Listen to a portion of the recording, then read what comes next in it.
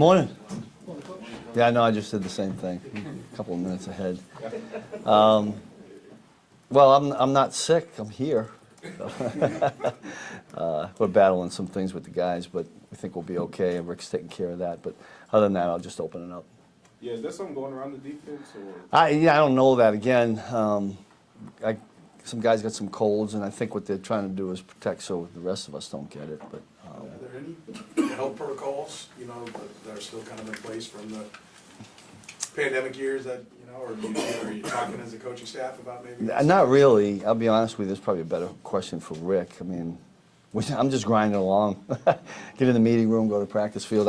Honestly, I'm not sure that they're having the players do anything different or not. You have to ask Rick. One of the things we talked about last week after the Broncos game is you weren't as good in the kind of quick turn situations. Sudden challenge or sudden change, challenge. yeah. Kind of the same thing this past Yep. week in those Yep. deals. Yeah. I mean, it's all defense, but is there anything different about those situations? No, I mean, there should be a sense of urgency. It's hard. One was at the 17. I think that was the second one. And the way we look at it in that situation, you got to hold them to a field goal. That's our job, right? And to have them score in 2 plays was really disappointing. The other one is around the 42 or something. I mean, that's plenty enough field there where you're not supposed to give up a touchdown. So we do always talk about sudden change, sudden challenge situations, what offenses like to do in them during those. And we just got to be better at it. I mean, the 17-yard line was obvious. I mean, you don't have to be real intelligent in football to realize we lost contain over there and the quarterback took off. So we got to tighten some of those things up. So what is the challenge, Steve, in those situations as opposed to just taking the field after? Well,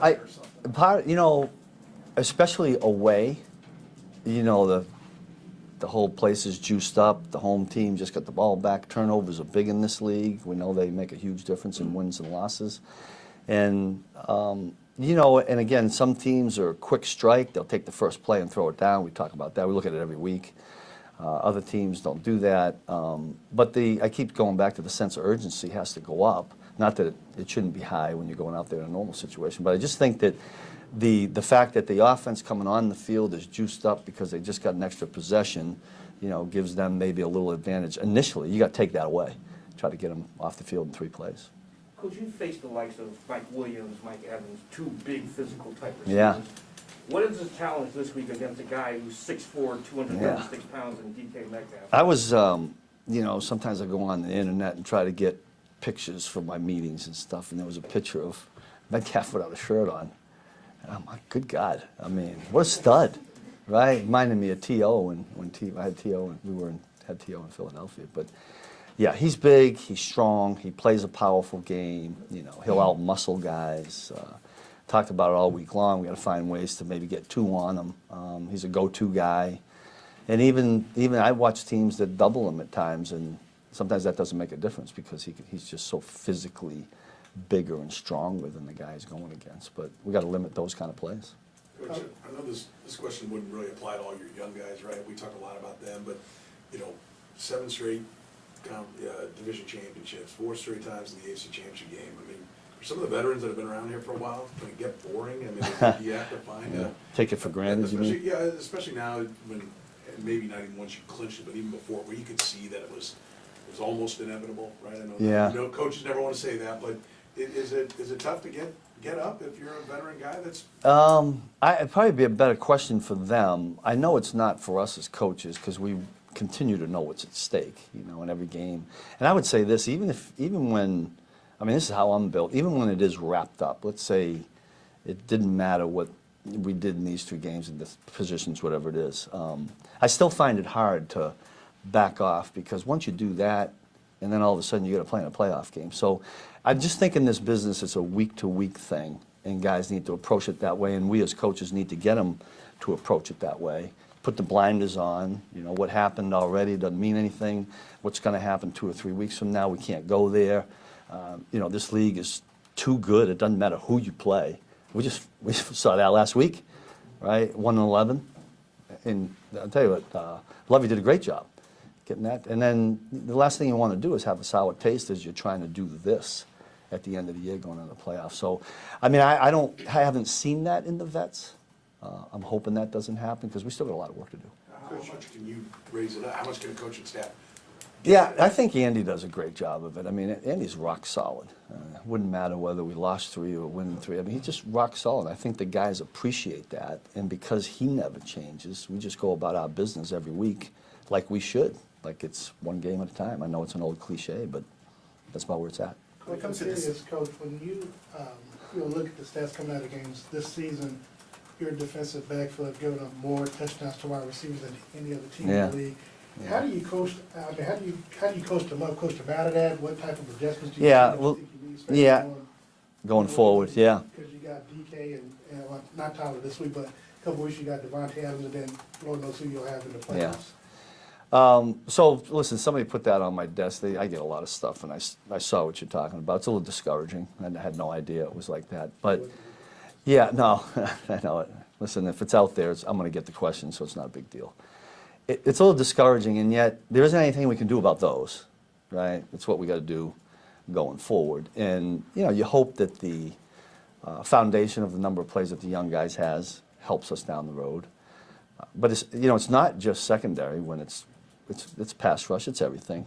I'd have to go back and look at them all, to give you an assessment of what it is. But that jumped on me. I was kind of surprised by it. But listen, the one thing we know about this league is people throw the football. And so if we don't find ways to keep them out of the end zone when they throw it, it's going to get challenging for us when we get down the stretch here and start playing these good teams.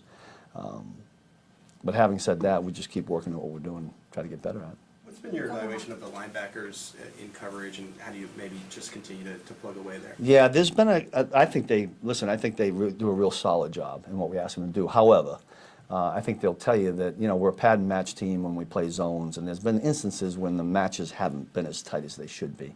And we work on it every week. I think it's an eyes thing. I'm always talking to them about their eyes.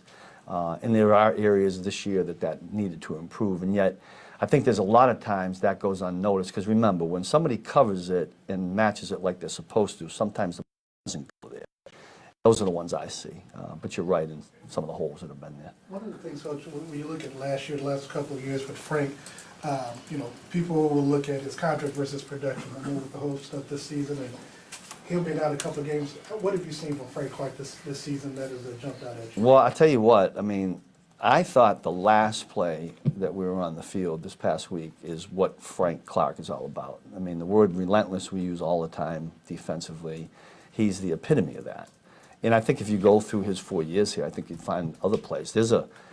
I have it because I show it periodically, because I always tell the guys, pass rushers keep rushing the passer.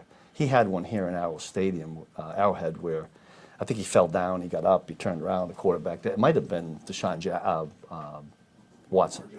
No, it was Watson, I believe. But it was a perfect example of Frank, in that he's relentless in that he keeps on rushing. Guys that do that have a chance of having the result that we had on this past Sunday. But he keeps doing that, that'll help us. We'll close it out with Nate, PJ, and Matt. Steve, how would you assess the middle of the field in terms of coverage this year involving linebackers and safeties? I guess part of that is some of the zone matching. Yeah. I don't recall, in this league, they have what we call all-go special, or 4 verts, and I don't recall a lot of that. Now, there may have been what we call some speedos and I know Trent had a penalty. He was back there. I don't sense or feel like it's been a weakness now, without looking at all of them, and all the games kind of run together. But, I know, like even in watching this team, they'll take 4 verticals, they bend these guys in, and they hit verticals. I don't remember that happening to us a lot. So in that, if I go just off of that, it's been solid without putting my eye on every one of them. Coach, I know that you've worked on Seattle's offense, but have you caught some clips of their rookie DBs and how they're doing? I haven't. I honestly haven't. I just only look at the other side of the ball. Do they got some good young DBs? Am I missing out on something? I'm gonna jump in. I know. I'm sorry. We got your 2 thoughts? in line, yeah, so let's go Matt, and then we'll get started. Coach, you spoke about Frank's relentlessness, but curious about Willie's effort on the fumble recovery, what you thought of that. Well, him and Nick were involved in that, because that pile, you don't know what's going on down there. I found out later on all stuff that was going on. But you're right in that. I talked about Frank. There were a lot of guys that were relentless to the ball in that play because everybody was swarming around. I think Derek Nottie might have been involved, some other ones. But to come up with that ball like Willie did was huge. And that was kind of just, he was determined to get it, and he did. Thank God, that was big. Last one, sir. Coach, nobody fumbles more as a position than the quarterback, right? They don't see it coming, they're only holding Yeah. the ball. You guys are near the top of sacks, yet you're down at the bottom of forced fumbles. Is that, Yeah, you know, yeah, it's stressed all the time, but you're right. Right. You'd think in a couple of those you might get the ball do knocked you out, right? like you're due, for lack of a better term? I hope you're right. I mean, Frank did get the one that didn't go as a sack, obviously, because I think he got past the line of scrimmage, right? Yeah, I mean, you guys see it when you're out there in individual. Joe's out there, and you got that dummy, that red dummy, right, with those hands, and you're always working the tomahawk, get it out. I hope we've saved them all up for the end. That'd be a nice thing to have happen. It's a good point you bring it up. I do know I watch the guys work on it. I see Brendan working on it. I tell the guys all the time in an individual drill, I tell the coaches, finish with the ball, either scooping it up or knocking it down or picking up something so we can get our hands on the ball. But hopefully some of those will finish in sack fumbles.